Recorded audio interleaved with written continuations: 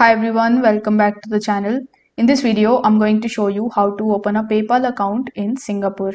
For that, first of all, we need to understand whether Singapore is in this list or not. Basically, whether PayPal is providing its services in Singapore or not. So you can just click on the link in the description so that you will be landed on this page.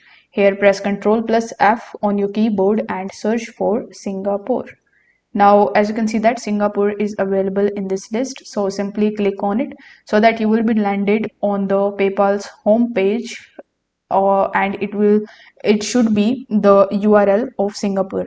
Now, once you are on this page, click on the sign in option in the top right hand corner and select whether you want to open a personal account or a business account. Now, most of you would be interested in opening your personal account. So select it and click on get started. Now here you need to again select your region as Singapore.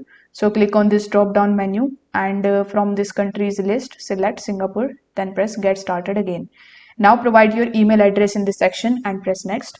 On the next page, fill out a simple form that includes your first name, your last name, your phone number, your bank details, your card details, etc. And then you need to create a strong password for your account as well. This way you will be able to easily open your PayPal account in Singapore.